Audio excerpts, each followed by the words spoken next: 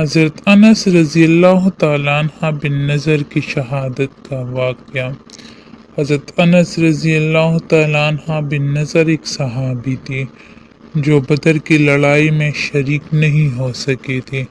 ان کو اس چیز کا صدمہ تھا، اس پر اپنے نفس کو ملامت کرتے رہتے تھے کہ اسلام کی پہلی عظیم الشان لڑائی تھی اور تو اس میں شریک نہ ہو سکا۔ اس کی تمنا تھی کہ کوئی دوسری لڑائی ہو تو حوصلے پوری کروں۔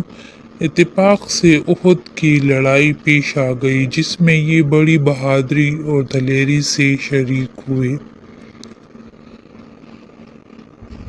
احد کی لڑائی میں اول تو مسلمانوں کو فتح ہوئی، مگر آخر میں ایک غلطی کی وجہ سے مسلمانوں کو شکست ہوئی۔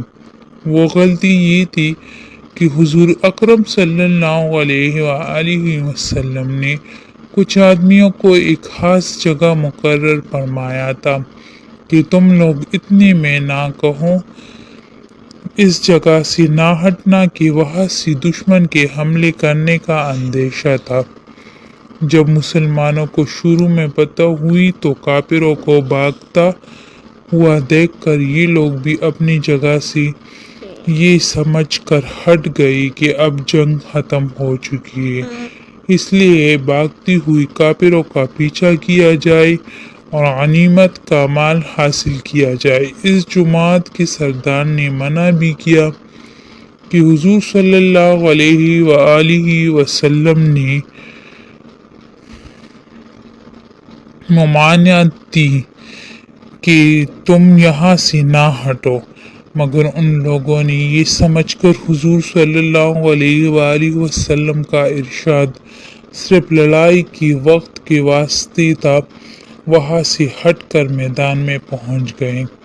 بھاگتی ہوئی کافروں نے اس جگہ کو خالی دیکھ کر اس طرف سے آ کر حملہ کر دیا۔ مسلمان بے فکر تھے، اس اچانک بھی کے حملے سے مغلوب ہو گئے اور دونوں طرف سے کافروں کے بیچ میں آ گئے، جس کی وجہ سے ادھر ادھر پریشان بھاگ رہے تھے۔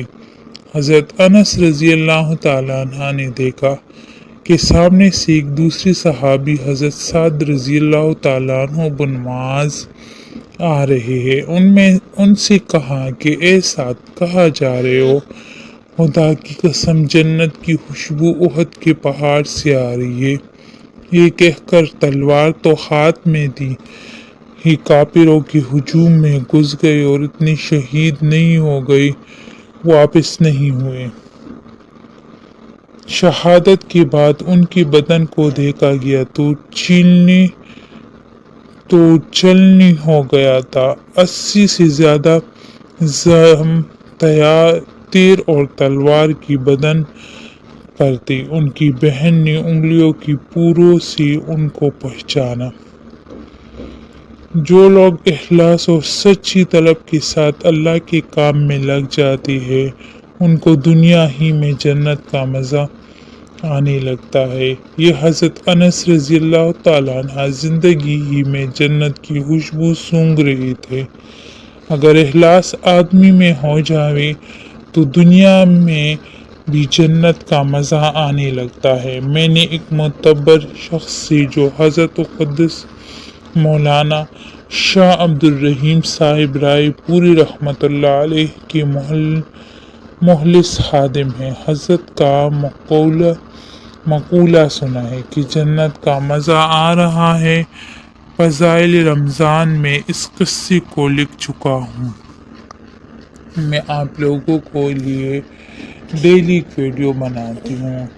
یہ جو میں آپ کو واقعے سناتی ہوں پیغمبروں کے، تو میں اس لیے آپ کو سناتی ہوں کہ ہم لوگ بھی اس سے کچھ سبق اٹھائیں، ہم لوگ بھی دیکھیں کہ ہماری نبیوں نے کتنی سختیاں، کتنی تکلیفیں گزاری ہیں، کیسی زندگی گزاری ہے۔ ہم لوگوں کو بھی ان سے سبق ملنا چاہیے۔ آج کل سوشل لائف اتنی زیادہ تیز ہوئے کہ انسان کو ٹائم ہی نہیں ملتا کہ کتاب اٹھائے، کوئی فضائل معلوم لائے، کوئی دوسری حدیثوں کی کتاب اٹھا کے اس میں حدیثیں پڑھ لے، اپنی دین کی طرف متوجہ ہو جائے۔ اس لیے میں نے ویڈیو بنائی ہے کہ آپ لوگ اس کو دیکھو اور اس سے کچھ سبق سیکھو۔ ہم سب، صرف آپ لوگ نہیں، ہم سب، میں خود بھی دیکھتی ہوں، پڑھتی ہوں، اور آپ لوگوں کے لیے بھی دین کے لیے بہت اچھی ہے، بہت زیادہ۔